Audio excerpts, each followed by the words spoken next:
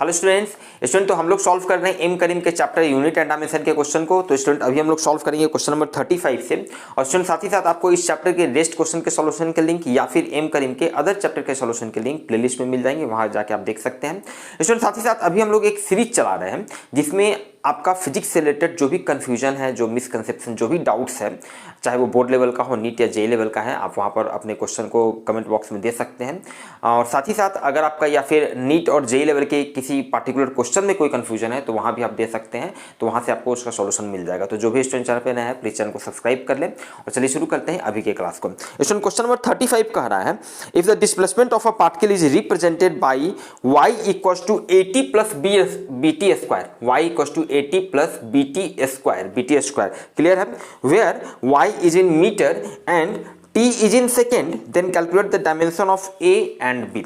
Student in fact आज हम लोग मोस्टली जो भी क्वेश्चन सॉल्व करेंगे, रेस्ट इस चैप्टर के जितने भी क्वेश्चन बच गए हैं, तो ऑलमोस्ट सारे question student principal of homogeneity of dimension पर बेस्ड है। थ्योरी में ऑलरेडी काफ़ी डिटेल से देख चुके हैं, लिंक आपको डिस्क्रिप्शन बॉक्स में या फिर बेहतर है कि आप प्लेलिस्ट में भी जाकर देख रहे हैं, वहाँ पर आपको यूनिट डायमेंशन का अलग से प्लेलिस्ट है, वहाँ जाकर आप देख सकते हैं। तो वहाँ पर मैंने बहुत अच्छी तरह क्लियर किया है कि वो जो प्रिंसिपल होता है वो क्या होता है। चलिए शुरू करते हैं। देखिए रफली अब क्या है कि सारे क्वेश्चन उसी पर बेस्ड हैं, तो थोड़ा सा ब्रीफ हम लोग समझ लें। Principal of homogeneity of dimension क्या कहता है कि आप भाई ऐसे ही किसी दो फिजिकल क्वांटिटी को तभी ऐड कर सकते हैं या सब्ट्रैक्ट कर सकते हैं अगर उनका डायमेंशन सेम हो। क्लियर बात है? अब समझिएगा। अब भाई ये इक्वेशन आपको दे दिया गया है, इसका मतलब ये है, पहला बात तो ये है कि ये जो डायमेंशन, ये जो आपका जो टर्म है 80, इसका जो डायमेंशन होगा और ये bt स्क्वायर इसका डायमेंशन सेम होगा। और साथ ही साथ इसका डायमेंशन किसके बराबर होगा?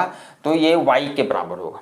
क्लियर बात है? तभी तो लेफ्ट हैंड साइड और राइट हैंड साइड दोनों बराबर होगा। ये principal of homogeneity of dimension है। अब स्टूडेंट को आपको क्लियर कर दिया गया है कि y जो है, देखिए y के बारे में लिखा है कि where y is in metre, t is in second. चलिए y आपका मीटर में है, y मीटर में है, तो इसका यूनिट से ही क्लियर है कि y जो है किसी डिस्टेंस या डिस्प्लेसमेंट को शो कर रहा है। इसका मतलब स्टूडेंट ये हुआ कि y का जो डायमेंशन होगा ये कितना होगा? l होगा। पक्का बात है? चलिए अब इसका मतलब ये हो गया कि 80 का भी dimension, from principal of homogeneity of dimension, 80 का भी डायमेंशन l होगा और ये जो bt स्क्वायर ये जो टर्म है इसका भी डायमेंशन l होगा। बस इतना कंसेप्ट है। अब समझिए हम लोगों को निकालना है a और b का डायमेंशन। चलिए देखते हैं। सो इसका मतलब ये हो गया स्टूडेंट कि ये 80 ये जो टर्म है इसका डायमेंशन है l। तो यहाँ से देखिए हम लिख सकते हैं ये a हो गया, ये t हो गया, दिस इज l। और यहाँ से इसलिए a का जो डायमेंशन होगा ये क्या होगा? l। और ये t आपका इधर चला आया, मतलब a का डायमेंशन कितना हो गया? lt-1। ये a का डायमेंशन आपका निकल गया। एग्जैक्टली उसी तरह एंड ये bt स्क्वायर, ये bt स्क्वायर जो है ये पूरे टर्म का भी डायमेंशन l है, इसका भी डायमेंशन l है। इसका मतलब ये हुआ, इसको हम लोग लिख सकते हैं b का डायमेंशन भाई निकालना है, ये अलग अलग के t स्क्वायर, ये l हो गया। यहाँ से आप देखिए b का डायमेंशन हम लिख सकते हैं क्या होगा? l का dimension divided by t square, इधर आपका नीचे आ जाएगा t स्क्वायर। इसलिए b का डायमेंशन क्या हो गया स्टूडेंट? b का डायमेंशन हो गया lt-2। This is your answer.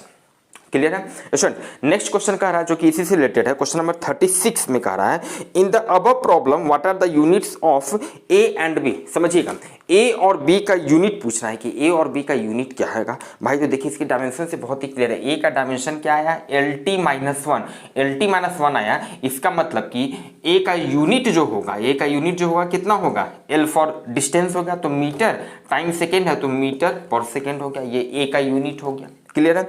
b का डायमेंशन है lt-2, तो डायमेंशन से हम लोग यूनिट लिखते हैं। इसके पहले वाले बहुत सारे क्वेश्चन में ये कंसेप्ट हम लोग यूज भी किए थे, ठीक है। तो यहाँ पे b का यूनिट क्या हो जाएगा? l फॉर मीटर, डिस्टेंस के लिए है तो ये मीटर हो गया, टाइम या सेकेंड वाला तो मीटर पर सेकेंड स्क्वायर, ये b का यूनिट हो गया। क्लियर है? क्वेश्चन नंबर 37 कह रहा है, in the above problem, again इसी प्रॉब्लम में, what physical quantities do they represent.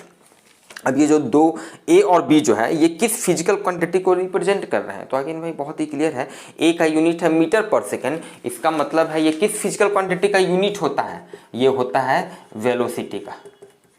Clear है? उसी तरह ये b जो है, b का यूनिट क्या आया? मीटर पर सेकेंड स्क्वायर, तो ये यूनिट किसका होता है? ये होता है एक्सेलरेशन का। एक्सेलरेशन का, जिसको हम लोग नॉर्मली ए से रिप्रेजेंट करते हैं। तो ए और बी जो है अकॉर्डिंगली वेलोसिटी और एक्सेलरेशन को रिप्रेजेंट कर रहा है। क्लियर है? स्टूडेंट देखते हैं next question, question number 38। Question number 38 क्या कह रहा है स्टूडेंट?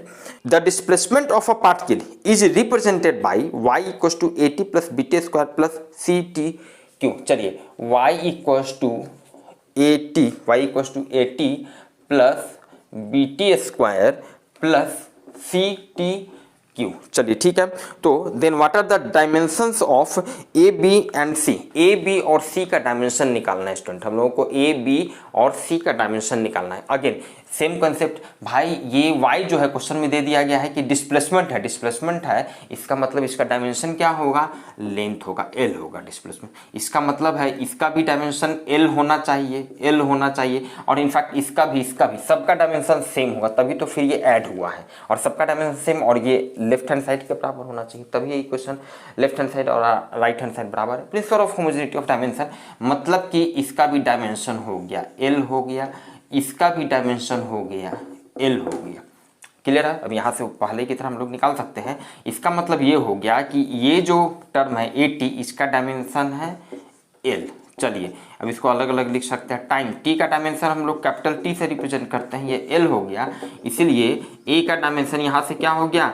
l बाई टी, ये टी आपका नीचे चला आया, मतलब ए का डायमेंशन हो गया LT -1। This is your answer.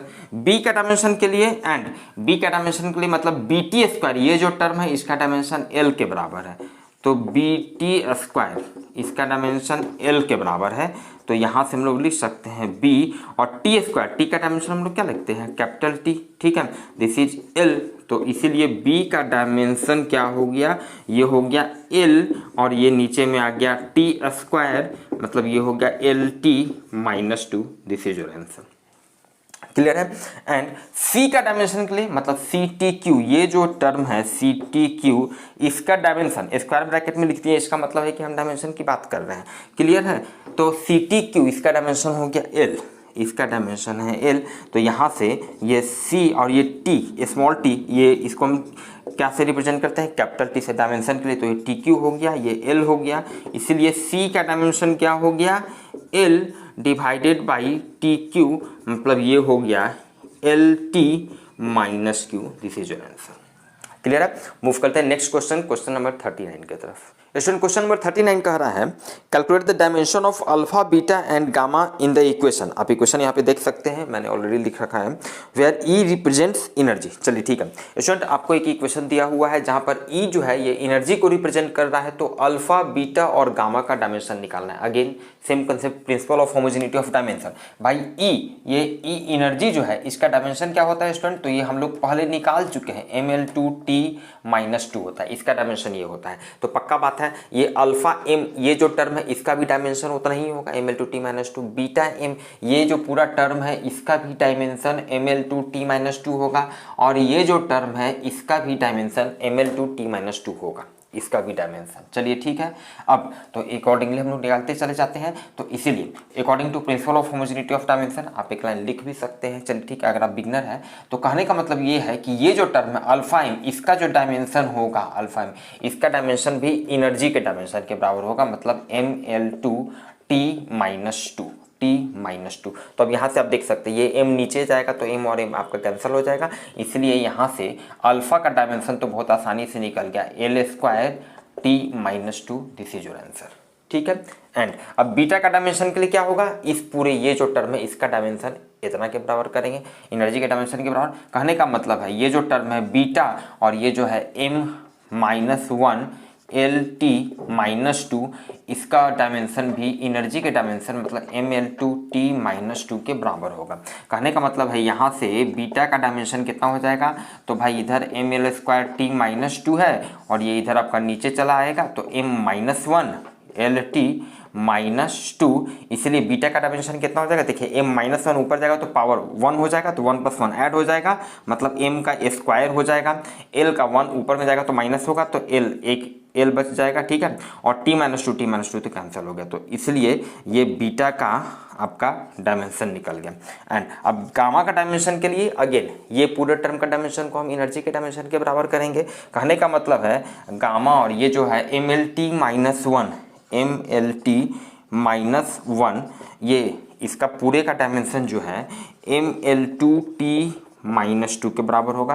कहने का मतलब है कि गामा का जो डायमेंशन होगा वो कितना होगा, तो भाई ML2T-2 डिवाइडेड बाई MLT-1। अब ध्यान दीजिएगा, यहाँ से m और m आपका कैंसिल हो गया, l का पावर 2 और ये 1 है, तो ये बच गया आपका एक l बच गया और t-2, ये -1 ऊपर गया तो +1 हो गया, तो LT-1 ये आपका गामा का डायमेंशन निकल गया।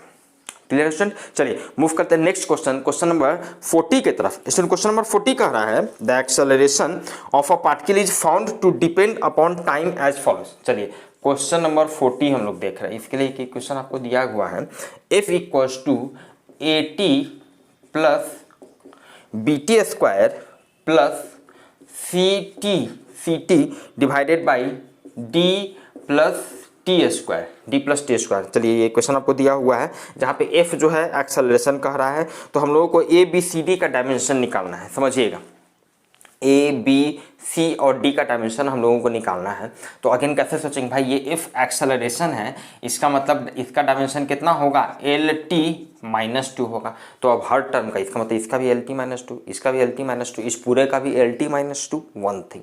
चलिए ठीक है, एक एक करके हम लोग देखते हैं। पहले बहुत आसानी से हम लोग निकाल लेते हैं, इसीलिए कहने का मतलब है अकॉर्डिंग टू क्वेश्चन ये AT ये जो टर्म है इसका डायमेंशन भी LT-2, मतलब AT ये जो पूरा ये जो टर्म है इसका डायमेंशन है LT-2।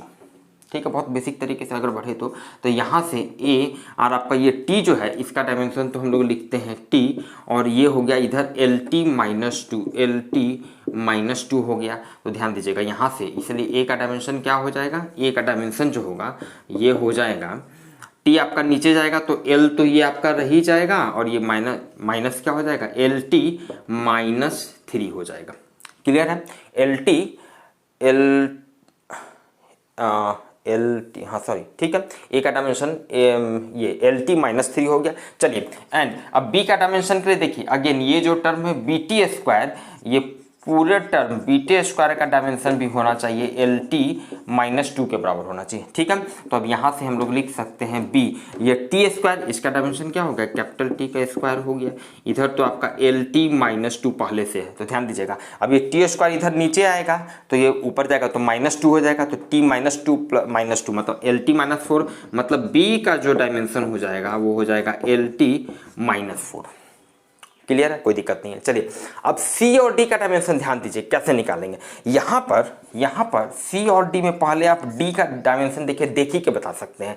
अब again principal of homogeneity of dimension के हिसाब से आप दो क्वांटिटी को ऐड कर रहे हैं, तभी ऐड कर रहे हैं जब दोनों का डायमेंशन सेम है।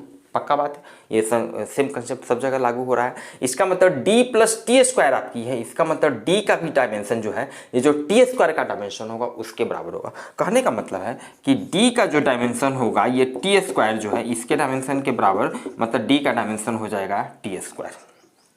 आंसर क्लियर है। चलिए अब D का डायमेंशन निकल गया, और साथ ही साथ अब एक बात और भी क्लियर है कि ये पूरा जो टर्म है और ये पूरे टर्म में ये एक टर्म है, इसमें हम इस टर्म को ऐड किए, इस टर्म को ऐड किए, और इसका भी LT-2 डायमेंशन है, इसका भी LT-2 डायमेंशन है। इसका मतलब इस पूरे टर्म का भी डायमेंशन LT-2 होगा, तभी हम इस तीन टर्म को ऐड किए हैं principal of homogeneity of dimensions के।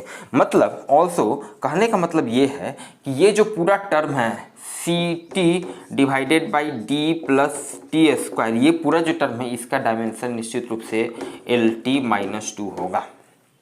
क्लियर बात है। अब चलिए अब यहाँ से देखते हैं, बहुत आसानी से C का डायमेंशन हम लोग निकाल सकते हैं। C ये T का डायमेंशन तो T हो गया, कोई दिक्कत नहीं है। अब ध्यान दीजिए D का डायमेंशन, ये D का डायमेंशन भी टी स्क्वायर है, प्लस ये टी स्क्वायर तो ऑलरेडी है ही। चलिए ठीक है, इधर आपका हो गया LT-2। अब यहाँ से ध्यान दीजिएगा, देखिए ये CT तो आपका ऊपर में है, C और ये T का डायमेंशन हो गया। अब ध्यान दीजिए T square plus T square, तो डायमेंशन को हम ऐड कर रहे हैं ना, तो ये ऐसा नहीं, इसको यहाँ पे कन्फ्यूजन नहीं होना चाहिए, ऐसा नहीं कि 2t स्क्वायर वगैरह कर देंगे, नेवर। आप जब डायमेंशन लिख रहे हैं, मान लिया कोई दो डिस्प्लेसमेंट है y1 प्लस y2, उसका डायमेंशन लिख रहे हैं, पहले वाले का डायमेंशन BL, दूसरे वाले का डायमेंशन BL, इसको ऐड करेंगे तो ये this will B also L। दो क्वांटिटी जिसका डायमेंशन लेंथ है, दोनों को ऐड करने पर जो क्वांटिटी मिलेगा उसका डायमेंशन भी एल ही रहेगा, 12 वगैरह नहीं होगा। क्लियर है? ठीक है, तो ये T square plus T square, तो यहाँ पे ये हम लोग लिखेंगे टी स्क्वायर। क्लियर है? और यहाँ से आप देख सकते हैं ये एल टी माइनस टू, ये एल टी माइनस टू तो आपका रह ही गया। ठीक है, अब देखिए, अब यहाँ से हम इस तरह से बढ़ रहे हैं, ये हो गया सी टी और ये नीचे में टी स्क्वायर है। कहने का मतलब ये हो गया इस साइड में हो गया C divided by T.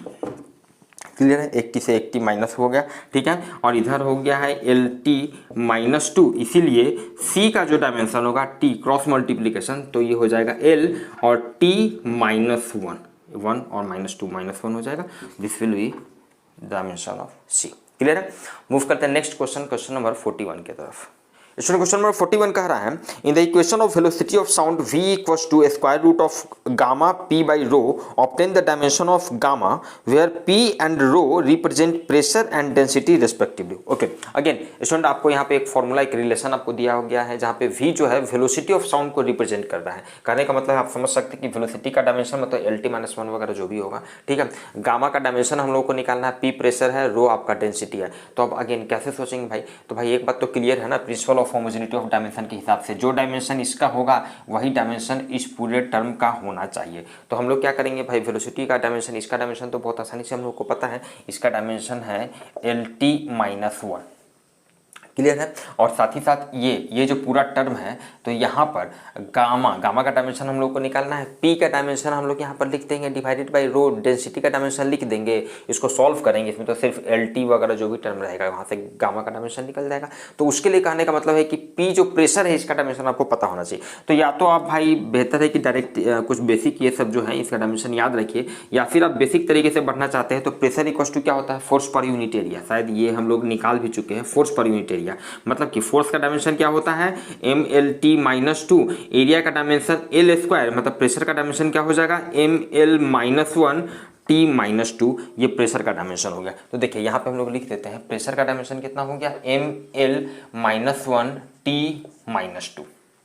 Clear है? चलिए, और साथ ही साथ ये रो जो है डेंसिटी, तो डेंसिटी क्या होता है, मास पर यूनिट वॉल्यूम, मतलब एम वॉल्यूम का डायमेंशन एल क्यू होता है, मतलब एम एल माइनस थ्री, ये आपका हो गया डेंसिटी का डायमेंशन। ये सब हम लोग निकाल चुके हैं पहले भी, एम एल माइनस थ्री।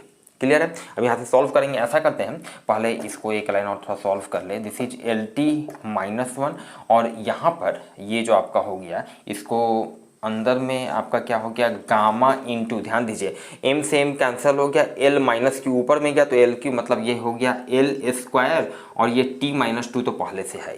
ठीक है, ऐसा करते हैं दोनों तरफ स्क्वायर कर देते हैं, स्क्वायर करेंगे तो ये स्क्वायर रूट हट जाएगा। तो ध्यान दीजिएगा इधर जब स्क्वायर करेंगे तो ये क्या हो जाएगा, L square T minus to हो जाएगा, टोटल का स्क्वायर हो गया, और इधर तो हो गया गामा इंटू ये L square T minus to आपका बच गया। ध्यान दीजिएगा, तो ये क्या हो रहा है, इनफैक्ट ये क्या हो रहा है, देखिए हम लोग डायमेंशन लिख रहे हैं, डायमेंशन लिख रहे हैं, ये डायमेंशन हम लोग लिख रहे हैं, तो ये क्या हुआ, अब इधर भी L square T minus to और इधर भी L square T minus to. कहने का मतलब है कि ये गामा का dimension this divided by this करेंगे तो वन बच गया, मतलब कुछ नहीं, मतलब एल का पावर जीरो, टी का पावर जीरो बच गया। जैसे भी आप कीजिए, दिस डिवाइडेड बाई दिस कीजिएगा तो एल का power zero, two minus two zero, T का भी power minus two plus two ऊपर गया तो जीरो, टी का पावर भी जीरो, मतलब कि गामा का डायमेंशन फाइनली आप लिख सकते हैं कि भाई गामा का जो डायमेंशन है ये आप लिख सकते हैं एम का पावर जीरो, एल का पावर जीरो, टी का power zero. This is your final answer. Clear है? चलिए मूव करते हैं नेक्स्ट क्वेश्चन, क्वेश्चन नंबर 42 की तरफ। Obtain the dimension of the constant A and B. चलिए स्मॉल ए एंड जो स्मॉल बी है उसका डायमेंशन निकालना है। Involve in the van der Waals equation of state. ये देखिए क्या इक्वेशन आपको दिया हुआ है, P plus A by V square, ठीक है, into V minus B equals to N R T. तो हो सकता है कि आप में से बहुत से स्टूडेंट्स के लिए ये इक्वेशन आपके लिए नया होगा, लेकिन आपने जो आइडियल गैस इक्वेशन जो होता है P V equals to N R T, वो आपको पता होगा फॉर्मूला। तो P V equals to N R T, यहाँ पर क्या है, प्रेशर में ये एक टर्म को ऐड कर दिया गया है, वॉल्यूम में यहाँ पर एक बी टर्म को माइनस किया गया है।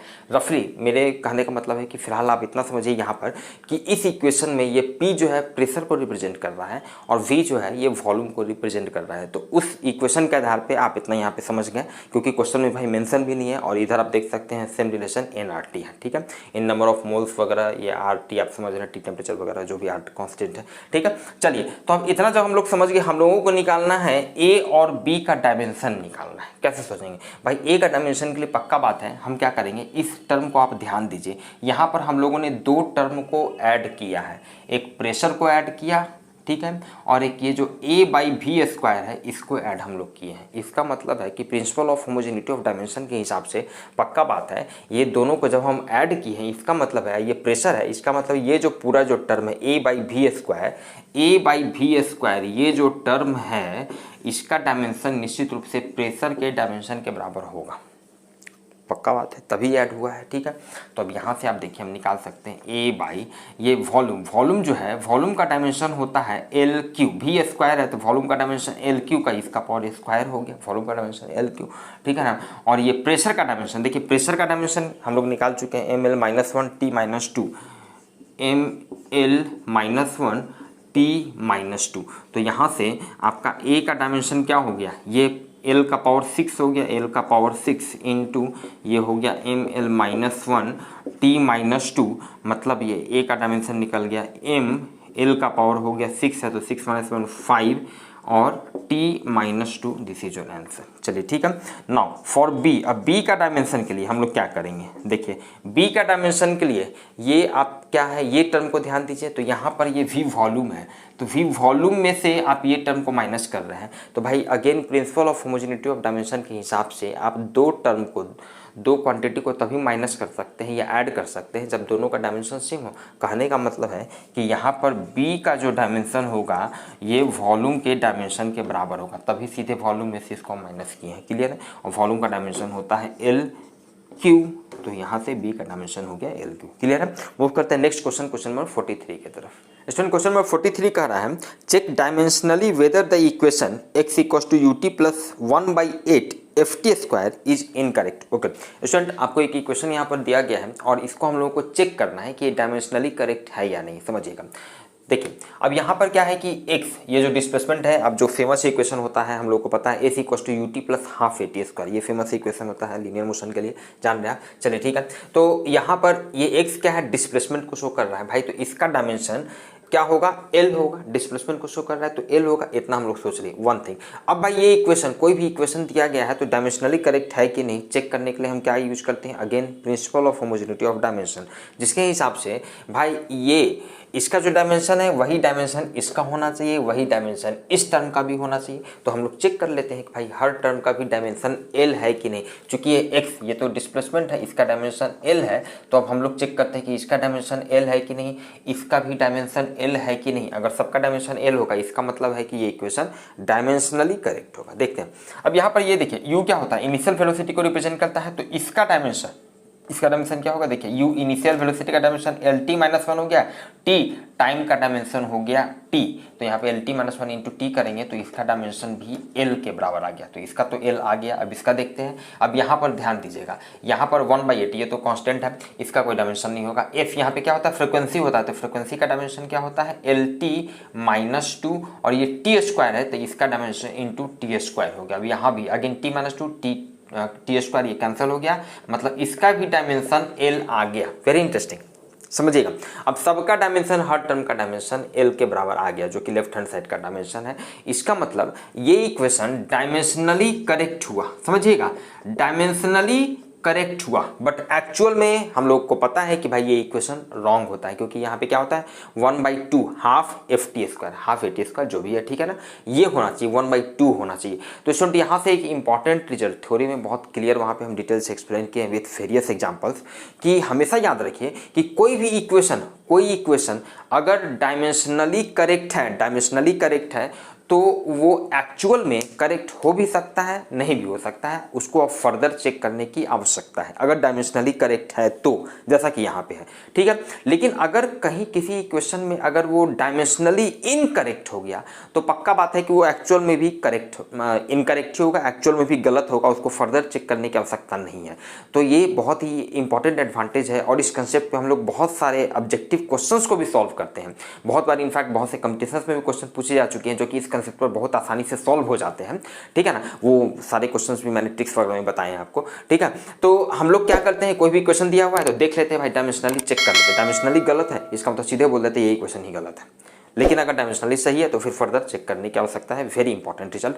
मूव करते हैं नेक्स्ट क्वेश्चन, क्वेश्चन नंबर 44 के तरफ। In the equation given below, what are the SI units of C1 and C2 if y is in meter and t is in second? चलिए एक इक्वेशन आपको दिया गया है student, y equals to C1 sin C2t sin C2t। चलिए ठीक है, तो यहाँ पे हम लोगों को C1 और C2 का SI यूनिट निकालना है। C1 और C2 का SI यूनिट क्या होगा समझिएगा भाई। अगेन अब क्या है, यहाँ पर आपको दिया हुआ है कि y जो है ये मीटर में है, y आपको दिया हुआ है कि ये मीटर में है, t जो है टाइम जो है सेकेंड में है। अब देखिए ये तो हम लोगों को पता है स्टूडेंट कि ये जो ट्रिग्नोमेट्रिकल जो भी फंक्शन होते हैं, साइन थीटा कॉस थीटा वगैरह जो भी ट्रिग्नोमेट्रिकल फंक्शन होते हैं उनका कोई डायमेंशन नहीं होता, कोई यूनिट नहीं होता है। क्यों, आप इसको बेसिक तरीके से समझिए। आप जैसे जो भी ट्रिग्नोमेट्रिकल फंक्शन जो होता है साइन थीटा कॉस थीटा वगैरह, तो आप उसको लिखते हैं ना, साइन थीटा इक्वल्स टू क्या होता है, परपेंडिकुलर बाई हाइपोटेनियस होता है। मतलब परपेंडिकुलर भी एक लेंथ हो गया, हाइपोटेनियस भी एक लेंथ हो गया राइट एंगल ट्राइंगल के लिए, ठीक है। तो मतलब वो तो आप इसको डिवाइड करेंगे तो उसका फिर कोई यूनिट नहीं है। तो साइन थीटा कॉस थीटा इस तरह के जो भी ट्रिग्नोमेट्रिकल फंक्शन होते हैं उनका कोई न तो यूनिट होता है ना कोई डायमेंशन होता है। क्लियर बात है। मतलब आप समझिएगा, जब इसका कोई यूनिट नहीं है इसका मतलब पक्का बात है कि जो यूनिट y का है वही यूनिट C1 का होगा। पक्का बात है ना। इसका मतलब है कि C1 का तो यूनिट निकल गया मीटर, ये C1 का यूनिट हम लोग को निकल गया, ठीक है। अब C2 का यूनिट के लिए तो अगेन जाहिर सा बात है, C2 का यूनिट के लिए हमको फोकस करना होगा इस टर्म पे, C2t ये जो टर्म है। ध्यान दीजिए C1 का तो बहुत आसानी से इसका यूनिट होगा इसके बराबर, मतलब मीटर हो गया। C2 के लिए, अब C2 के लिए हम क्या कर रहे हैं, ध्यान दीजिए ये C2t ये जो टर्म है ये C2t इनफैक्ट ध्यान दीजिए ये इनफैक्ट क्या है, ये तो एंगल है, एंगल है ना। साइन थीटा होता है ना, साइन के बाद जो टर्म होता है वो एंगल होता है। साइन थीटा से नॉर्मली रिप्रेजेंट करता है, या अल्फा बीटा गामा से साइन अल्फा वगैरह रिप्रेजेंट करते हैं। तो ये एंगल है, मतलब ये C2t ये जो एंगल है इस पूरे टर्म का इसका यूनिट क्या होगा, इसका यूनिट होगा, इसका मतलब है रेडियन, रेडियन यूनिट होगा, ठीक है ना। एंगल को हम लोग रेडियन में रिप्रेजेंट करते हैं। तो जब C2t का यूनिट रेडियन है, इसका यूनिट रेडियन है, तो C2 का यूनिट क्या होगा, रेडियन। और ये टाइम है, क्वेश्चन में आपको दिया हुआ है टाइम तो सेकेंड में है, तो रेडियन पर सेकेंड। C2 का यूनिट क्या हो जाएगा, रेडियन पर सेकेंड, ये इसका यूनिट हो जाएगा। क्लियर है। मूव करते हैं नेक्स्ट क्वेश्चन, क्वेश्चन नंबर 45 की तरफ। क्वेश्चन नंबर 45 में कह रहा है the speed of a particle as a function of time is represented by v equals to this. चलिए ऑलमोस्ट सिमिलर टाइप का क्वेश्चन लग रहा है। क्वेश्चन नंबर 45 आपको the speed of a particle, किसी पार्टिकल का स्पीड टाइम के function में दिया हुआ है v equals to a1 cos a2t cos a2t। चलिए ठीक है, दिया हुआ है। तो what are the dimension and SI units of A1 and A2। ध्यान दीजिएगा, अब यहाँ पर A1 और A2 का जो है ये हम लोगों को यूनिट भी निकालना है और डायमेंशन भी निकालना है, ठीक है, यूनिट भी और डायमेंशन भी। तो देखिए बिल्कुल सिमिलर कंसेप्ट पे जैसा कि यहाँ पे हम लोग किए, जो यूनिट A1 का होगा वही यूनिट वेलोसिटी का होगा, क्योंकि ये तो ट्रिग्नोमेट्रिकल फंक्शन है, कोई इसका यूनिट है नहीं। जैसा कि यहाँ पर हम लोग किए, जो C1 का यूनिट वही y का यूनिट, तो यहाँ पे y डिस्प्लेसमेंट था तो इसका यूनिट मीटर, मतलब इसका यूनिट भी मीटर। यहाँ पे ये v वेलोसिटी है तो इसका यूनिट मीटर पर सेकेंड, तो A1 का यूनिट भी मीटर पर सेकेंड। देखते जाइएगा, तो A1 का यूनिट हो गया मीटर पर सेकेंड, समझ रहे हैं ना। इसका वही यूनिट होगा जो वेलोसिटी का यूनिट होगा, चूंकि ट्रिग्नोमेट्रिकल फंक्शन कोई यूनिट नहीं। क्लियर बात है। अब अगेन साथ ही साथ A2 का यूनिट भी देखिए बहुत आसानी से, A2 का यूनिट क्या हो जाएगा, तो जैसा भाई हम लोग जो कंसेप्ट यहाँ पर यूज किए C2 का यूनिट निकालने के लिए, ये एंगल है तो इस पूरे का यूनिट हो गया रेडियन, तो पूरे का रेडियन, तो C2 का रेडियन पर सेकेंड। तो उसी तरह A2t एंगल है तो A2t का यूनिट क्या होगा, रेडियन होगा, तो A2 का यूनिट क्या होगा, रेडियन पर सेकेंड। टाइम उधर जाएगा तो ठीक है, तो A2 का यूनिट हो गया रेडियन पर सेकेंड, तो ये आपका यूनिट निकल गया A1 A2 का। अब A1 A2 का डायमेंशन भी हम लोगों को निकालना है। तो अगेन भाई ट्रिग्नोमेट्रिकल जो फंक्शन होता है उसका डायमेंशन भी नहीं होता है, तो उसका डायमेंशन भी नहीं होता है। कहने का मतलब है कि जो डायमेंशन v का होगा, वेलोसिटी का होगा, velocity of speed of that particle, वही डायमेंशन इस A1 का होगा। कहने का मतलब है कि A1 का जो डायमेंशन होगा ये वेलोसिटी के डायमेंशन के बराबर, मतलब ये तो हो गया LT-1, तो this is your answer. A1 का डायमेंशन निकल गया। अब A2 का डायमेंशन के लिए हम क्या करेंगे, ध्यान दीजिएगा, फॉर A2 का डायमेंशन के लिए। तो अगेन यहाँ पर देखिए क्या है, ये एंगल जो है, ठीक है ना, तो जैसे A2 यहाँ पे C2 का यूनिट निकालने के लिए हम भाई इस टर्म पे फोकस किए, कैसे सोचते हैं, दिस इज इंपॉर्टेंट, इस टर्म पे फोकस किए कि भाई C2 का यूनिट निकालना है। तो हम देखिए भाई ये तो टर्म एंगल है, इसका यूनिट तो रेडियन होता है, तो C2 का यूनिट हो जाएगा रेडियन, T उधर गया तो रेडियन, ऐसे सोचे। उसी तरह A2 का जब हमको डायमेंशन निकालना है तो हम इस टर्म पे अगेन फोकस करेंगे, हम देखेंगे भाई ये जो टर्म है ये A2T, ये क्या है, एंगल है। तो एंगल का डायमेंशन क्या होता है, तो ध्यान दीजिए ये A2T, ये जो एंगल है इसका कोई डायमेंशन नहीं होगा। एंगल जो होता है डायमेंशन लेस होता है, एंगल का यूनिट होता है लेकिन डायमेंशन नहीं होता। यूनिट तो रेडियन में हम लोग मेजर करते हैं, डिग्री वगैरह में, लेकिन उसका डायमेंशन नहीं होता एंगल का। अच्छा क्यों नहीं होता है, इसको अगेन आप बेसिक एक फॉर्मूला से याद कर सकते हैं, थीटा इक्वल टू L/R होता है ना, थीटा L, ठीक है ना, R आपका रेडियस हो गया, L लेंथ ऑफ आर्क हो गया, पढ़े होंगे क्लास 10th के पहले मैथ्स वगैरह में, ठीक है ना।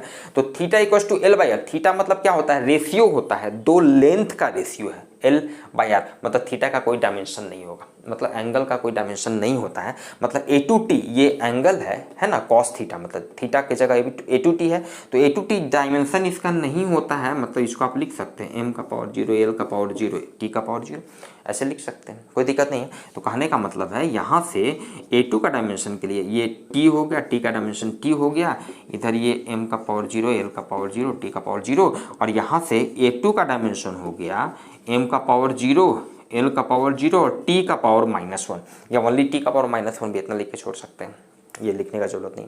क्लियर है। चलिए तो A1 A2 का डायमेंशन निकल गया और यूनिट तो हम लोग पहले निकाल चुके थे। मूव करते हैं नेक्स्ट क्वेश्चन, क्वेश्चन नंबर 46 के तरफ। The acceleration of a particle as a function of time is represented by the equation. ध्यान दीजिएगा, किसी पार्टिकल का एक्सेलरेशन जो है F इक्वल टू, इसको हटाइए, F इक्वल टू क्या है, C1 sin C2t, sin C2t ये दिया हुआ है। तो what are the dimension and SI units of C1 and C2। Again almost similar concept पे क्वेश्चन है। तो अगेन यहाँ पर हम लोग को क्या करना है, C1 और C2 का यूनिट और डायमेंशन निकालना है। तो बहुत आसानी से आप सोच सकते हैं, देखिए C1 का यूनिट का बात करें तो C1 का, जैसा कि पहले दोनों वाले क्वेश्चन में हम लोग किए, जो यूनिट F एक्सेलरेशन का, ये F यहाँ पे एक्सेलरेशन है, ध्यान दीजिए, वही यूनिट C1 का होगा। तो एक्सेलरेशन का यूनिट क्या होता है, मीटर पर सेकेंड स्क्वायर। क्लियर है। चलिए C2 का यूनिट, तो भाई अगेन जैसा कि पहले दोनों क्वेश्चन में किए, C2 ये पूरे टर्म एंगल है C2T, इसका यूनिट क्या होगा, रेडियन होगा, तो C2 का यूनिट क्या हो जाएगा, रेडियन पर सेकेंड। तो ये यूनिट निकल गया दोनों का। अब चलिए डायमेंशन, अब डायमेंशन अगेन जैसा कि इस क्वेश्चन में हम लोग किए कि भाई जो डायमेंशन A1 का होगा वही डायमेंशन इसका होगा, मतलब वेलोसिटी का। उसी तरह यहाँ पर C1 का डायमेंशन किसके बराबर होगा, एक्सेलरेशन के बराबर होगा, F के डायमेंशन के बराबर होगा। क्लियर है, क्योंकि ट्रिगोनोमेट्रिकल फंक्शन का कोई डायमेंशन नहीं होता है। तो यहाँ से C1 का डायमेंशन कितना निकल गया, ये हो गया LT-2, C1 का डायमेंशन निकल गया। अब अगेन C2 का डायमेंशन निकले भाई, तो सेम काम करेंगे ना, सेम काम करेंगे। C2T ये जो टर्म है C2T ये क्या होगा, इसका कोई डायमेंशन नहीं होता, एंगल का कोई डायमेंशन नहीं होता, थीटा इक्वल टू L/R अभी जस्ट मिटाई यहाँ पे, मतलब सेम कंसेप्ट आप समझते चले जाइएगा। ऑल्सो मतलब यहाँ पे आप एक लाइन लिख सकते हैं, C2 और ये T हो गया, इसका कोई डायमेंशन नहीं होगा, ML0 T0, इसलिए C2 का डायमेंशन क्या हो जाएगा, M0 L0 T-1। क्लियर है। मूव करते हैं नेक्स्ट क्वेश्चन, क्वेश्चन नंबर 47 की तरफ। स्टूडेंट क्वेश्चन नंबर 47 कह रहा है, if in the equation y equals to a sin omega t minus kx where y and x stand for distance and t for time respectively, then find the dimension of a omega and k। चलिए ठीक है student, again आपको यहाँ पर एक equation दिया हुआ है, ठीक है। यहाँ पे y और x जो है, y और x ये आपका डिस्टेंस को शो कर रहा है, t जो है टाइम को शो कर रहा है। तो a ओमेगा और k का हम लोगों को डायमेंशन निकालना है। कैसे सोचेंगे, again principal of homogeneity of dimension, पक्का बात है। a का डायमेंशन देखिए, इनफैक्ट इसके जस्ट पहले वाले क्वेश्चन 2-3 क्वेश्चन उस कंसेप्ट पर थे, तो वहां पर हम लोगों ने सॉल्व किया। ये ट्रिगोनोमेट्रिकल फंक्शन है, साइन थीटा जो भी है, ये पूरा टर्म, इसका कोई डायमेंशन नहीं होगा, मतलब ए का डायमेंशन तो वाई के डायमेंशन के बराबर होगा, इसलिए ए का डायमेंशन जो है वाई के डायमेंशन, और चूंकि वाई क्वेश्चन में कह रहा है कि डिस्टेंस है, तो वाई का डायमेंशन क्या हो जाएगा, एल हो जाएगा। तो सीधे आप इतना लिख के भी छोड़ सकते हैं, या इसको MLT के फॉर्म में लिखना है तो m⁻0 L T⁻0, ये आपका ए का डायमेंशन निकल गया। क्लियर है। अब ओमेगा और के का डायमेंशन के लिए ध्यान दीजिए, तो अगेन बेसिक कंसेप्ट हमारा ध्यान जाएगा सीधे इस टर्म पे। तो ध्यान दीजिए ये जो टर्म है ओमेगा टी माइनस के एक्स, ध्यान दीजिएगा ओमेगा टी माइनस के एक्स, ये इनफैक्ट क्या है, तो एंगल है साइन थीटा, जहाँ पे थीटा की जगह ओमेगा टी माइनस के एक्स ये एंगल है। तो एंगल है मतलब इसका कोई डायमेंशन नहीं होगा, एंगल का कोई डायमेंशन नहीं होता है, ये मतलब आपका क्या हो जाएगा, डायमेंशन लेस हो जाएगा। क्लियर बात है। वन थिंग, ये एंगल है तो इसका डायमेंशन लेस हो गया। अब दूसरा आप कैसे सोचेंगे भाई, दूसरा आगे सोचेंगे कि भाई ओमेगा टी एक टर्म ये है और दूसरा टर्म है के एक्स, तो पक्का बात है कि दोनों का डायमेंशन भी बराबर होगा, और साथ ही साथ दोनों का डायमेंशन भी बराबर होगा ओमेगा टी और के एक्स का, और साथ ही साथ दोनों का डायमेंशन नहीं होना चाहिए, डायमेंशन लेस होना चाहिए, तभी तो ये टोटल का डायमेंशन डायमेंशन लेस हो जाएगा। अब ऐसा नहीं कि भाई इसका ओमेगा टी का डायमेंशन एल हो गया, इसका भी दोनों का डायमेंशन तो बराबर होगा तभी माइनस हुआ, सब्ट्रैक्ट हुआ है, तो मान लीजिए इसका भी डायमेंशन एल, इसका भी डायमेंशन एल, तो दोनों का डायमेंशन फिर एल माइनस एल, तो डायमेंशन एल ही रह जाएगा, वो तो नहीं, डायमेंशन लेस ही होना चाहिए। कहने का मतलब है कि ओमेगा टी ये जो टर्म है इसका भी कोई डायमेंशन नहीं होगा, मतलब M L zero T zero होगा, और साथ ही साथ ये जो टर्म है के एक्स इसका भी कोई डायमेंशन नहीं होना चाहिए। क्लियर बात है, तभी तो फिर दोनों को भी सब्ट्रैक्ट करेंगे तो फाइनली इस टर्म का भी डायमेंशन नहीं होगा। ठीक है, तो अब यहाँ से देखिए बहुत आसानी से ओमेगा टी का टाइम का डायमेंशन टी हो गया, ये हो गया M zero L zero T उधर जाएगा तो टी का पावर -1 हो जाएगा, इसलिए ओमेगा का डायमेंशन क्या हो गया, M zero L zero T -1, ये ओमेगा का डायमेंशन हो गया। उसी तरह यहाँ से के एक्स जो है ये डिस्टेंस को शो कर रहा है, तो इसका डायमेंशन हो गया एल हो गया, ये हो गया M zero L zero T zero, और यहाँ से के का डायमेंशन क्या हो गया, M zero L -1 T zero. Clear है, तो ये आपका ओमेगा के और ए का डायमेंशन निकल चुका है। इसमें मूव करते हैं नेक्स्ट क्वेश्चन, क्वेश्चन नंबर 48 की तरफ। A gas bubble from an explosion under water oscillates with a time period t which is proportional to p to the power a rho to the power b e to the power c, where p is the pressure, rho is the density of water and E is the total energy of the explosion. Find the value of a, b and c. चलिए ठीक है, अब देखिए यहाँ पर क्या है student, अभी आप यूनिट डायमेंशन चैप्टर पढ़ रहे हैं, तो जस्ट आपको हम शुरू में ही बताए थे, थ्योरी में ही बताए हैं कि अब आपका ध्यान इस ओर नहीं जाना चाहिए या कन्फ्यूजन नहीं होना चाहिए भाई कि अब ये रिलेशन कहाँ से आ गया, क्या क्या है यहाँ पर, ये टी क्या है रो क्या है, बिल्कुल उस पर ध्यान नहीं जाना। अभी सीखना है, यूनिट डायमेंशन के कंसेप्ट को सीखना है। आप यहाँ पे बस इतना समझिए, एक आपको एक रिलेशन दिया गया है, यहाँ पर टी क्या है, टाइम पीरियड है, पी प्रेशर है, रो डेंसिटी है, इज द एनर्जी। तो टाइम जो है समथिंग, किसी चीज़ का जो टाइम है रफली अभी इतना समझिए, वो इस तरह से इन तीनों क्वांटिटी पर डिपेंड कर रहा है, इसके प्रोपोर्शनल है। क्लियर बात है, तो प्रोपोर्शनल है तो हमको ए बी और सी का डायमेंशन निकालना है, कैसे, सॉरी ए बी और सी का वैल्यू निकालना है। ए बी और सी का कुछ न्यूमेरिकल वैल्यू होगा, पी का पावर क्या है, पी स्क्वायर है या रो का पावर 1/3 है, लाइक दिस। देखते हैं स्टूडेंट, अब यहाँ पर क्या है, एक बात तो क्लियर है ना कि ये रो प्रोपोर्शनलिटी साइन इसको हटाएंगे तो हम लोग लिख सकते हैं टी इंटू एक कॉन्स्टेंट ऑफ प्रोपोर्शनलिटी आता है जिसको नॉर्मली के से रिप्रेजेंट करते हैं, तो के, और ये हो गया पी का पावर ए, रो का पावर बी, ई का पावर सी।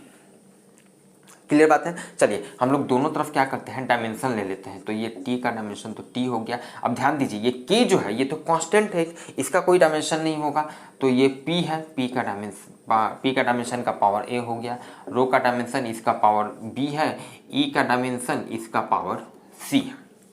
क्लियर है स्टूडेंट। चलिए अब यहाँ से क्या करेंगे, इस तरह के क्वेश्चंस को देखिए एकदम इसी तरह प्रोसीड करते जाना है, जहाँ भी प्रोपोर्शनलिटी वाला ऐसा रिलेशन दिया हुआ है, किसी कांस्टेंट का आपको वैल्यू निकालना है, आगे बढ़ते चले जाइए, सबका डायमेंशन लिखते चले जाइए, और वहाँ से m का कॉफिशिएंट, l का पावर, c का पावर, m l t का पावर सबको इक्वेट कीजिए, abc का वैल्यू निकल जाएगा। देखिएगा तो यहाँ से देखिए इधर तो आपका t है और यहाँ पर ये P क्या है, प्रेशर है, तो प्रेशर का डायमेंशन क्या होता है स्टूडेंट, देखिए यहाँ पे पहले हम लोग लिख चुके हैं और इनफैक्ट ये बहुत बार यूज भी हो चुका है, ml-1 t-2 का पावर a हो गया, ये प्रेशर का डायमेंशन हम लोग यहाँ पे रख दिए, का पावर a हो गया। रो क्या होता है, डेंसिटी होता है, इसका डायमेंशन क्या होता है, ml-3, तो ml-3 इसका पावर b हो गया। E क्या होता है, एनर्जी होता है, इसका डायमेंशन ml2t-2 होता है, तो ml2t-2 का पावर c। क्लियर है, सबका डायमेंशन लिख दिए, ध्यान दीजिएगा। अच्छा इधर ओनली t है तो इसको हम ऐसा लिख सकते हैं m का पावर 0, l का पावर 0 और t का t। अभी भी ये टी ही रह गया। क्लियर है। अच्छा इधर अब देखिए क्या होगा। अब हम लोग क्या करते हैं, यहाँ पे देखिए, यहाँ पे m का पावर a है, यहाँ पे m का पावर b है, यहाँ पे m का पावर c है, सब मल्टीप्लाई हो रहा है, पावर ऐड हो जाएगा, मतलब m का पावर हो गया a plus b plus c। Clear है। अच्छा इधर उसी तरह इधर देखिए L का पावर यहाँ पे क्या है माइनस a है, यहाँ पे L का पावर माइनस 3b है, यहाँ पे L का पावर 2c है, सब ऐड हो जाएगा, तो L का power minus a minus 3b और ये 2c plus 2c plus 2c plus 2c। ठीक है। अब ये टाइम का पावर देखिए, इधर माइनस 2a है, माइनस 2a और इधर माइनस 2c। अब हम लोग क्या करते हैं, नेक्स्ट क्या करेंगे भाई, दोनों तरफ का जो पावर है, m का पावर इधर 0 है, m का पावर इधर इतना है, तो दोनों बराबर होगा, तभी तो पूरा लेफ्ट हैंड साइड और राइट हैंड साइड बराबर हो रहा है। क्लियर बात है। सो हमारे पास अब 3 इक्वेशन मिलेगा। एक इक्वेशन क्या मिलेगा, a plus B plus C equals to 0, a plus B plus C equals to 0। ठीक है। एक दूसरा इक्वेशन क्या मिलेगा, दिस l का ये जो पावर है इक्वल्स टू इधर l का पावर 0, इधर l का पावर क्या है minus a minus 3b plus 2c और इधर इक्वल्स टू 0 हो गया। क्लियर है। और यहाँ पर देखिए इधर t का पावर क्या है माइनस 2a माइनस 2c, इधर t का पावर क्या है 1 है। ऑल्सो एक तीसरा इक्वेशन क्या मिलेगा, minus 2a minus 2c equals to 1।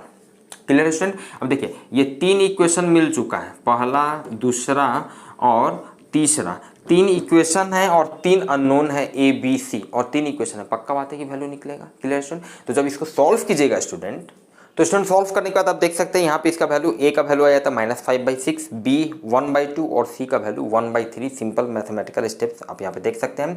Move करते हैं नेक्स्ट क्वेश्चन, क्वेश्चन नंबर 49 की तरफ।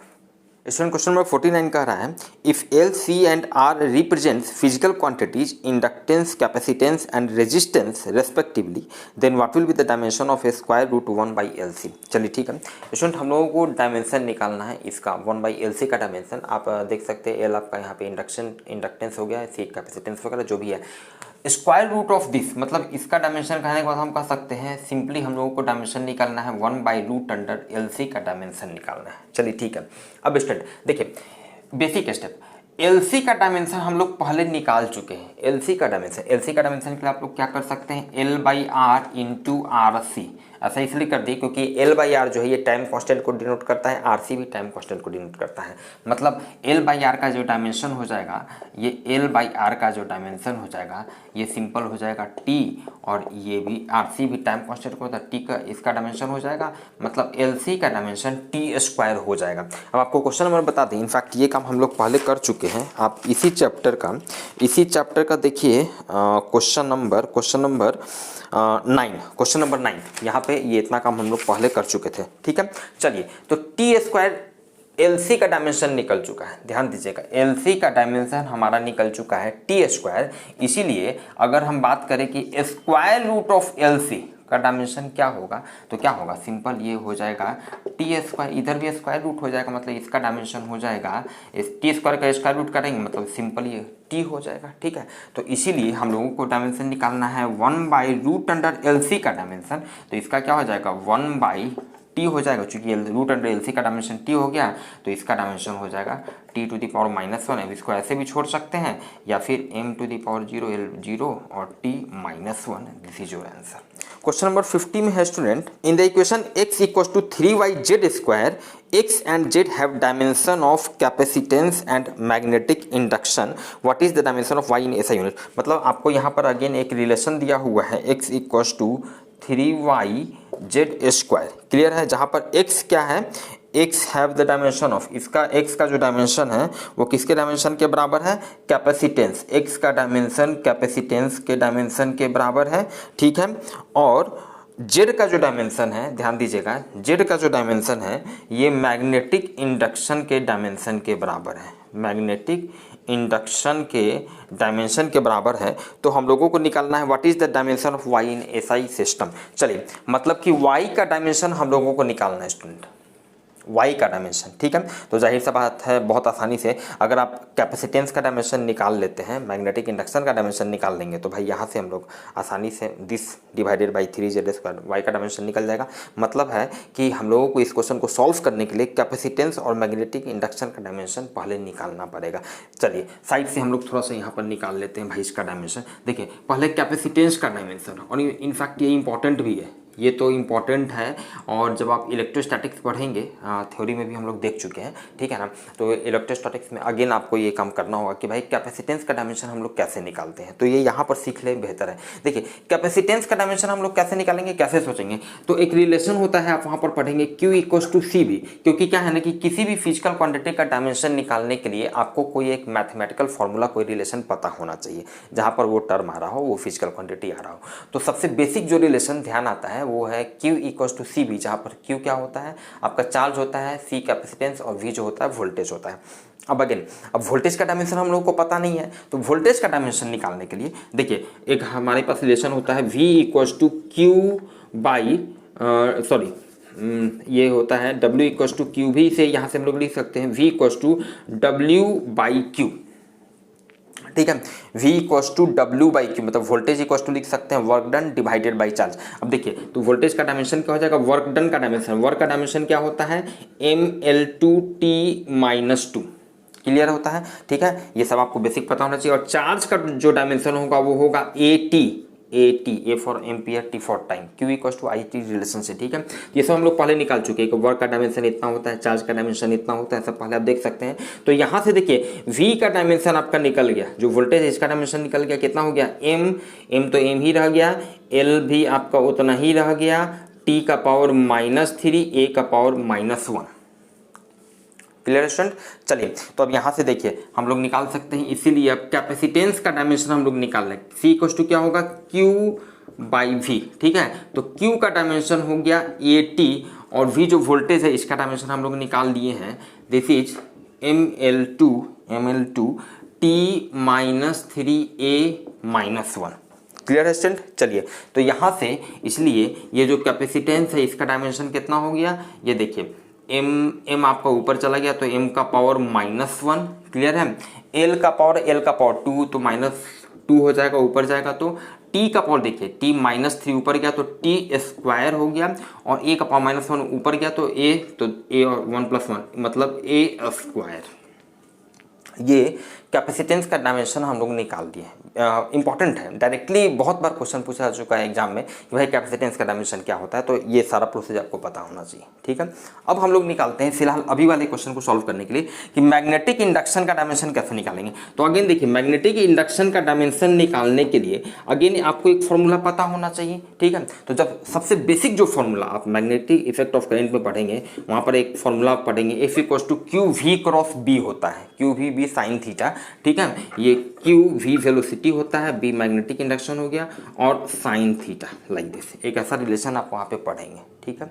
अब देखिए यहाँ पर हम लोग यहाँ से बहुत आसानी से निकाल सकते हैं, सबका डायमेंशन लिख दीजिए। साइन थीटा ये तो ट्रिगोमेट्रिकल फंक्शन है, इसका कोई डायमेंशन नहीं होगा, ठीक है। तो अब देखिए यहाँ से हम लोग लिख सकते हैं B = F/QV। यहाँ पर कन्फ्यूजन नहीं होना चाहिए, यहाँ पर ये V जो है वेलोसिटी है, और ये जो V वोल्टेज हम लोग निकाले थे ये कैपेसिटेंस के लिए निकाले थे, क्लियर है। तो देखिए अब मैग्नेटिक इंडक्शन का डायमेंशन यहाँ से निकाल लिया। फोर्स का डायमेंशन होता है mLT-2, Q चार्ज का डायमेंशन हो गया AT, V वेलोसिटी का डायमेंशन हो गया LT-1, क्लियर है। तो यहाँ से ये मैग्नेटिक इंडक्शन का डायमेंशन कितना हो गया, M तो एक ही है, L आपका L से L आपका कैंसिल हो गया, L तो गया, T का पावर -1 ऊपर गया तो ये T-1 बच गया, -2 + 1 -1 बच गया, और A का पावर -1 बच गया, नहीं सॉरी T का पावर नहीं है, मैं तो ये T का पावर -2 रह गया, T का पावर -2 और A -1, ठीक है।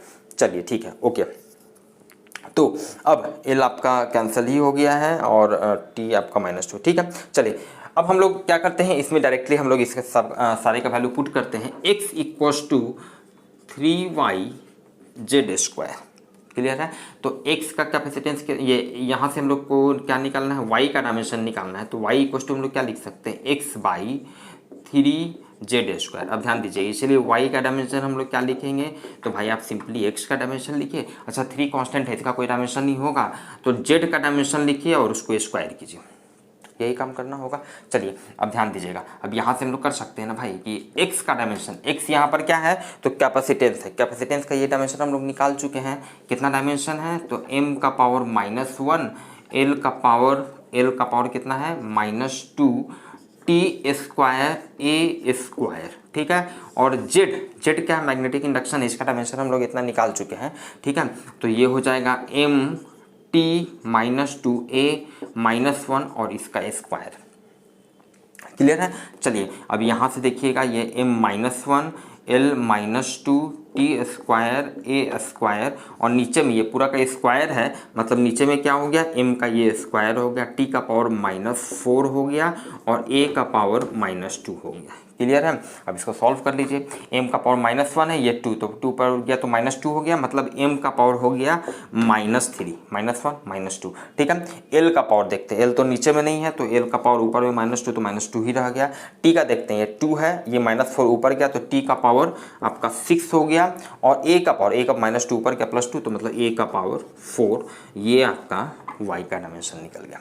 सॉरी स्टूडेंट, यहाँ पर एक जगह देखिए मिस्टेक हो रहा था, कैपेसिटेंस का जो हम लोग निकाले हैं डायमेंशन, तो ये देखिए यहाँ पर t -3 नीचे में है, t एक ऊपर में, तो यहाँ पर in fact t to the power 4 होगा, इसको थोड़ा करेक्ट कर लें, ये यहाँ पर t टू द पावर 4 होगा अकॉर्डिंगली। अब देखिए x क्या है, कैपेसिटेंस है, तो यहाँ पर ये ऊपर में ये t टू द पावर 4 हो गया, t टू द पावर 4 हो गया, ये t टू द पावर 4 हो गया, बाकी सब जगह कहीं कोई परेशानी नहीं है, तो ये -4 ऊपर में गया accordingly t to the power 8, ये आपका फाइनल आंसर में होगा। क्लियर है स्टूडेंट। चलिए मूव करते हैं नेक्स्ट क्वेश्चन, क्वेश्चन नंबर 51 की तरफ। स्टूडेंट क्वेश्चन नंबर 51 कह रहा है, it is found that error in the measurement of the radius of a sphere is 1%, then what is the error in the measurement of its volume. मतलब question कह रहा है student कि मान ले सपोज कीजिए कि कोई स्फीयर है तो उसका सर्टेन रेडियस होगा, तो उसकी रेडियस को मेजर करने के क्रम में कुछ एरर हो गया, तो उसका परसेंटेज एरर दिया हुआ है, कितना परसेंट एरर हुआ, 1%।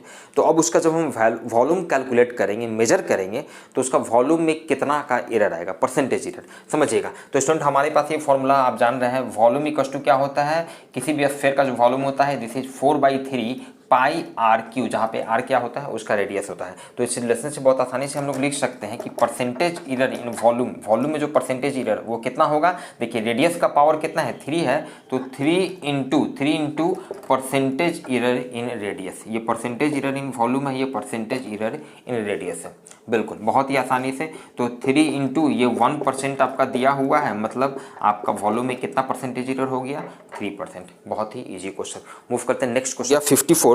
Is it correct to say that two quantity which are to be added must have the same dimension. क्या ये कहना सही है कि दो क्वांटिटी को अगर ऐड करते हैं which are to be added must have the same dimension, same dimension होना चाहिए ऑब्वियसली। भाई अब तक सारे क्वेश्चन को principle of homogeneity of dimension के कंसेप्ट के हिसाब से बनाए हैं, जो कि यही कहता है आप दो फिजिकल क्वांटिटी को तभी ऐड कर सकते हैं जब दोनों का डायमेंशन सेम हो। तो ये भाई मस्ट है, ये होना चाहिए दोनों का डायमेंशन, इसलिए यस होगा इसका answer. Next question, is it correct to say that two quantities which are to be multiplied must have the same dimension. अब ये कह रहा है कि क्या ये जरूरी है, ठीक है भाई ऐड करने के लिए तो डायमेंशन सेम होना चाहिए, लेकिन क्या ये जरूरी है कि which are to be multiplied, multiply करने के लिए भी डायमेंशन सेम हो, ये कोई जरूरी नहीं है कि मल्टीप्लाई करने के लिए भी दोनों जो फिजिकल क्वांटिटी है दोनों का डायमेंशन सेम होगा तभी मल्टीप्लाई कर सकते हैं, ये जरूरी नहीं है। देखिए ये आपका क्वेश्चन नंबर 55। तो ऐसे बहुत सारे एग्जांपल है, सबसे फेमस एग्जांपल आप याद कीजिए Newton second law, F = ma, force = mass into acceleration. अब यहाँ पे आप समझ सकते हैं भाई मास और एक्सेलरेशन को हम मल्टीप्लाई तो कर रहे हैं लेकिन दोनों का डायमेंशन अलग अलग है ना, मास का डायमेंशन m होगा, a एक्सेलरेशन का डायमेंशन LT-2 होगा, तब भी हम मल्टीप्लाई कर रहे हैं, तो इज करेक्ट। तो ऐसा कोई जरूरी नहीं है। और भी दूसरा फेमस एग्जांपल S = VT, ठीक है, डिस्टेंस = स्पीड इंटू टाइम, बहुत पहले से आप लोग क्लास 6-7 से पढ़कर आ रहे हैं। तो यहाँ भी देखिए स्पीड और टाइम दोनों को हम मल्टीप्लाई कर रहे हैं, कोई दिक्कत नहीं है, जबकि दोनों का डायमेंशन अलग है, स्पीड का डायमेंशन LT-1, टाइम का डायमेंशन t। तो ऐसा हम लोग कर सकते हैं, कोई दिक्कत नहीं है। क्लियर है। Next question, question number 56। देखिए लंबा चौड़ा कुछ यहाँ पे एक रिलेशन दिया हुआ है, F which is the function of time, इस तरह से ब्रैकेट में टी लिख दिया तो घबराने का बात नहीं है। एफ क्या है, the position of a particle at any time T, position है किसी टाइम टी पर, मतलब टाइम के साथ वेरी कर रहा है, तो उसी को हम ब्रैकेट में ऐसे लिख देते हैं टी। तो this is given by V0 by A, और ये हो गया 1 minus E to the power minus A T where A greater than 0 and V naught are constants. चलिए ए और वी नॉट आपका कॉन्स्टेंट्स है, तो what are the dimension of A and V naught. यहाँ पे ए और वी नॉट का dimension हम लोगों को निकालना है स्टूडेंट, ए और वी नॉट का डायमेंशन निकालना है। कैसे सोचेंगे? अगेन देखिए यहाँ पर एक एक्सपोनेंशियल फंक्शन यहाँ पर आपका आ रहा है, अभी तक किसी क्वेश्चन में नहीं आया था एक्सपोनेंशियल फंक्शन, तो बहुत ही इंपॉर्टेंट एक कंसेप्ट आपको बता रहे हैं। थ्योरी में सब हम बता चुके हैं, आप प्लेलिस्ट में जाकर देख सकते हैं, बल्कि बेहतर है भाई कि थोड़ा भी डाउट है तो पहले आप थ्योरी जाके पढ़ लें, क्योंकि बहुत सारे क्वेश्चंस को थ्योरी पढ़ने के बाद आप मेरे थ्योरी पढ़ने का तो मैक्सिमम क्वेश्चंस को आसानी से बना सकते हैं। तो देखिए थ्योरी में हम एक कंसेप्ट आपको बताए थे कि जो भी एक्सपोनेंशियल फंक्शन होते हैं या लोगरिथमिक फंक्शन या ट्रिगोनोमेट्रिकल फंक्शन जो होते हैं उसके आर्गूमेंट्स जो होते हैं उसका कोई डायमेंशन नहीं होता है, वो डायमेंशन लेस होते हैं। कहने का मतलब कि जैसे कोई भी एक्सपोनेंशियल फंक्शन है, मान लिया ई टू द पावर एक्स सम, या कोई मान लिया ट्रिगोनोमेट्रिकल फंक्शन है, मान लिया साइन वाई, ठीक है, या कोई लोगरिथमिक फंक्शन है लॉग जेड, तो इसका जो आर्गूमेंट होता है, जैसे एक्सपोनेंशियल फंक्शन का ये आर्गूमेंट हो गया, ट्रिगोनोमेट्रिकल फंक्शन का ये आर्गूमेंट हो गया, लोगरिथमिक फंक्शन का ये आर्गूमेंट हो गया, ये डायमेंशन लेस होते हैं, इनका कोई डायमेंशन नहीं होता है। तो ट्रिगोनोमेट्रिकल फंक्शन वाला कंसेप्ट पर बेस्ड 2 क्वेश्चन अभी आज हम लोग कुछ बनाए भी, ठीक है, जहाँ पर एंगल था तो भाई एंगल का यूनिट तो होता है, देखिए वहाँ पे रेडियन होता है लेकिन डायमेंशन नहीं होता, तो अकॉर्डिंगली जो भी क्वेश्चन पूछा गया था वहाँ पे बनाए थे। तो अब यहाँ पर देखिए इस कंसेप्ट का यूज कर लेंगे, ये एक्सपोनेंशियल फंक्शन है, इसका आर्गुमेंट क्या है 80, तो ये 80 क्या होगा, डायमेंशन लेस होगा। कहने का मतलब है कि 80 का कोई डायमेंशन नहीं होगा, मतलब कि इसको हम लिख सकते हैं M0 L0 T0, क्लियर है। तो यहाँ से आप a इंटू टी, देखिए t का डायमेंशन तो t हो गया और ये हो गया M0 L0 T0, इसलिए a का डायमेंशन क्या हो जाएगा M0 L0 और t का पावर -1 हो गया, a का डायमेंशन निकल गया। चलिए अब v0 का डायमेंशन निकालना है, v0 का डायमेंशन देखिए, अब v0 का डायमेंशन के लिए समझिएगा, यहाँ पर ये जो टर्म है now 1 minus E to the power -80, ये टर्म जो है, तो यहाँ तो भाई पक्का है ना, 1 तो एक न्यूमेरिकल एक कांस्टेंट वैल्यू है, तो ये डायमेंशन लेस है। जब ये डायमेंशन लेस है, इसका कोई डायमेंशन नहीं है, नो डायमेंशन, इसका कोई डायमेंशन नहीं है, और इसमें से आपने इसको सब्ट्रैक्ट किया, माइनस किया, तो तभी माइनस किया जब इसका भी वही डायमेंशन होगा, जो इसका मतलब कहने का मतलब है कि इसका भी कोई डायमेंशन नहीं होगा, इसका भी कोई डायमेंशन नहीं होगा, पक्का बात है। कहने का मतलब हो गया कि ये पूरे टर्म का कोई डायमेंशन नहीं होगा, ये पूरा टर्म जो है डायमेंशन लेस होगा, ये पूरा टर्म ही जो है डायमेंशन लेस होगा, क्लियर बात है। जब ये पूरा टर्म ही डायमेंशन लेस होगा, इसका मतलब ये हो गया सो कि यहाँ से क्या होगा कि जो एस का ये जो आपका पोजीशन है, इसका जो डायमेंशन होगा और ये v0 का जो डायमेंशन होगा, ये दिस इज ए का डायमेंशन, क्योंकि अब जो टर्म बच गया उसका कोई डायमेंशन नहीं है, तो हम लोग इतना लिख सकते हैं। तो यहाँ से v0 का डायमेंशन आप लिख सकते हैं भाई, सिंपल s का डायमेंशन लिखिए, a का डायमेंशन लिखिए। तो देखिए s क्या है, पोजीशन है, s आपका पोजीशन है, मतलब इसका डायमेंशन l हो गया, और a जो है इसका डायमेंशन हम लोग निकाल चुके थे, ये इनफैक्ट क्या है, सीधे t-1 भी आप लिख सकते हैं ना, तो t-1 सीधे लिखिए, t-1 अकॉर्डिंगली v0 का डायमेंशन आपका क्या हो गया, lt-1, M0 lt-1 वगैरह भी लिख सकते हैं, आप देख सकते हैं। क्लियर है स्टूडेंट। चलिए मूव करते हैं नेक्स्ट क्वेश्चन नंबर 57 की तरफ। क्वेश्चन नंबर 57 कह रहा है what is the dimension of lambda in the given equation. Again question number 57 में, चलिए ये तो एक कंसेप्ट था, इंपॉर्टेंट कंसेप्ट, इसको आप नोट कर लीजिए, ठीक है, या फिर थ्योरी में जाके देख सकते हैं। क्वेश्चन नंबर 57 में क्या बताया, what is the dimension of lambda in the given equation. चलिए एक इक्वेशन आपको दिया हुआ है, n equals to n not e to the power minus lambda t, तो डायमेंशन लेम्डा का निकालना है, where n represents the number of radioactive atom present at any time and n not is the number of atom originally present. चलिए ठीक है, अब यहाँ पे n क्या है, n नॉट क्या है, आप नहीं भी समझते हैं तो कोई फर्क नहीं पड़ रहा है, आपको एक रिलेशन दिया हुआ है और लेम्डा का डायमेंशन निकालना है। भाई अगेन सिमिलर कंसेप्ट जो कि यहाँ पर हम लोग यूज किए, ठीक है ना। ये लेम्डा t ये क्या है, ये आपका एक्सपोनेंशियल फंक्शन है, इसका आर्गुमेंट है, मतलब लेम्डा t जो है इसका कोई डायमेंशन नहीं होगा, मतलब इसका कोई डायमेंशन नहीं, मतलब हम लिख सकते हैं L0 T0 लिख सकते हैं। इसलिए लेमडा का डायमेंशन हम लोग को निकालना है, टी का डायमेंशन टी हो गया, ये हो गया M0 L0 T0 और इधर आपका टी इधर जाएगा, तो लेमडा का डायमेंशन कितना निकल जाएगा M0 L0 T-1। This is your final answer. Clear है। मूव करते हैं नेक्स्ट क्वेश्चन, क्वेश्चन नंबर 58 की तरफ।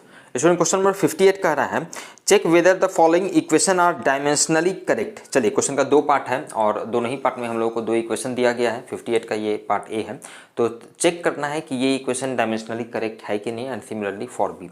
चलिए स्टूडेंट यहाँ पे पार्ट ए के लिए ये रिलेशन आप देख सकते हैं, where X and A stand for distance. चलिए यहाँ पे एक्स और ए जो है ये डिस्टेंस को शो कर रहा है, एक्स और ए डिस्टेंस को शो कर रहा है। कैसे सोचेंगे, हाउ टू थिंक। देखिए यहाँ पर नया बस इतना है यहाँ पे ये आपका इंटीग्रेशन का जो साइन यूज हो रहा है, तो हमेशा ध्यान रखिए कंसेप्ट क्या है कि किसी भी फिजिकल क्वांटिटी का आप जब इंटीग्रेशन कीजिए या डिफरेंशिएशन कीजिए, उससे उसके डायमेंशन पे कोई फर्क नहीं पड़ता है।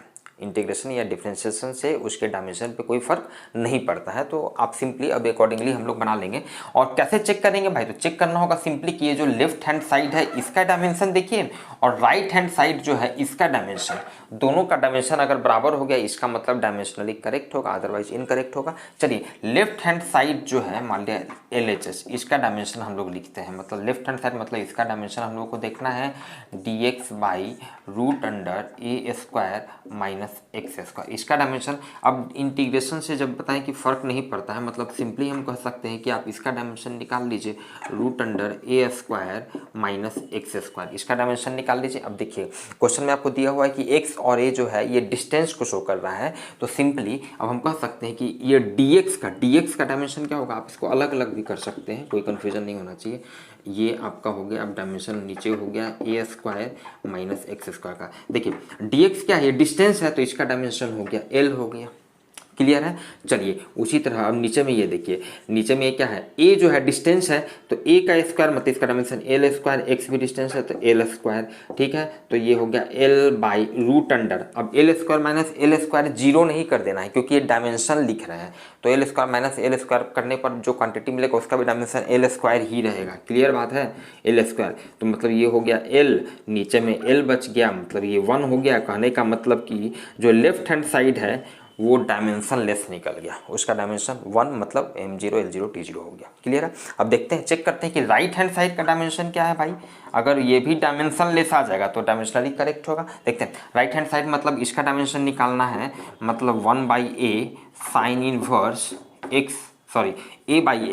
a/x, तो इसका डायमेंशन तो बहुत ही आसान है, समझिएगा। देखिए ये साइन इनवर्स a/x, ये इनफैक्ट एंगल है, sine inverse a/x, inverse trigonometrical function मतलब ये एंगल हुआ, कंफ्यूजन नहीं होना चाहिए। आप क्या लिखते हैं, 10th में आप लोग पढ़े होंगे या 11th में मोस्ट प्रॉब्ली पढ़ेंगे, inverse trigonometrical function sine theta equals to, मान लिया सर्टेन वैल्यू है y, तो यही ना आप लिखते हैं theta equals to sine inverse y, मतलब साइन इनवर्स समथिंग। ये sine inverse trigonometrical function actual में क्या हो गया, एंगल हो गया, थीटा हो गया। तो थीटा ये एंगल है, थीटा है एंगल है, तो एंगल क्या होता है, डायमेंशन लेस होता है, उसका कोई डायमेंशन नहीं होता है। मतलब कि ये पूरे का डायमेंशन निकालिए या सिंपल 1/a का डायमेंशन निकालिए, बात बराबर है। क्लियर है। अब 1/a यहाँ पे क्या है, डिस्टेंस है, मतलब इसका डायमेंशन 1/l, मतलब ये हो गया l-1। अब देखिए लेफ्ट हैंड साइड तो डायमेंशन लेस था, राइट हैंड साइड का तो सर्टेन डायमेंशन आ गया l-1, या इसको आप लिख सकते हैं M0 l T0, मतलब हैविंग सर्टेन डायमेंशन, जबकि ये left hand side dimensionless है। इसका मतलब यही इक्वेशन डायमेंशनली इनकरेक्ट हो गया, so the answer is no, ये गलत है। क्लियर है। चलिए बी पार्ट का देखते हैं। बी पार्ट में देखिए ये आपको एक रिलेशन दिया हुआ है, आगे इस रिलेशन को आप पढ़ेंगे। यहाँ पे एफ क्या होता है, फ्रीक्वेंसी होता है। तो यहाँ पे अगेन हम लोग क्या करेंगे, दोनों साइड का डायमेंशन को चेक करेंगे। तो लेफ्ट हैंड साइड का डायमेंशन क्या है, फ्रीक्वेंसी, तो फ्रीक्वेंसी का डायमेंशन क्या होता है 1/t, मतलब t⁻⁻⁻1, लेफ्ट हैंड साइड का डायमेंशन हो गया। अब देखिए राइट हैंड साइड का डायमेंशन, तो देखिएगा ये पूरा का डायमेंशन, तो यहाँ पर क्या है 1/2π, ये तो आपका कांस्टेंट है। चलिए इसका कोई डायमेंशन नहीं होगा। इसका डायमेंशन देखिए हम लिख रहे हैं, तो ये m है, मास का डायमेंशन m हो गया, g आपका एक्सेलरेशन ड्यू टू ग्रेविटी, मतलब एक्सेलरेशन है, इसका डायमेंशन lt-2 हो गया, l लेंथ है तो इसका डायमेंशन l हो गया। क्लियर है। और नीचे में आई, ये आई मोमेंट ऑफ इनर्शिया है, मोमेंट ऑफ इनर्शिया का dimension I moment of inertia equal to होता है एम आर ए स्क्वायर। आप पढ़ेंगे आगे रोटेशनल मोशन में, आप फिलहाल अभी इतना समझिए आई जो मोमेंट ऑफ इनर्शिया है इसका डायमेंशन होता है एम एल स्क्वायर। क्लियर है। चलिए तो यहाँ से देखिए, तो इसको सॉल्व करेंगे तो ये आपका आ जाएगा, ये m का पावर, चलिए ऊपर में कितना है, m का पावर हाफ है, एल स्क्वायर है, रूट के अंदर एल स्क्वायर है, रूट है तो एल का एल रह गया, t का पावर -1 है ऊपर में, और नीचे में तो एम एल स्क्वायर है ही। तो फाइनली आपका m का पावर हाफ आ गया, सॉरी हाफ, नीचे 1 ऊपर गया तो -1 तो -हाफ आ गया, l का पावर 1 -2 तो -1 आ गया, और t का पावर -1 आ गया, जो भी आ गया। इतना तो क्लियर है कि ये t के पावर -1 के बराबर नहीं है। देखिए इसका लेफ्ट हैंड साइड का only t to the power -1 dimension है, और इसका डायमेंशन देख रहे हैं बिल्कुल अलग है, मतलब इसका डायमेंशन, दोनों का डायमेंशन बराबर नहीं है, मतलब डायमेंशनली ये इक्वेशन भी गलत हो गया, and so its answer is also no.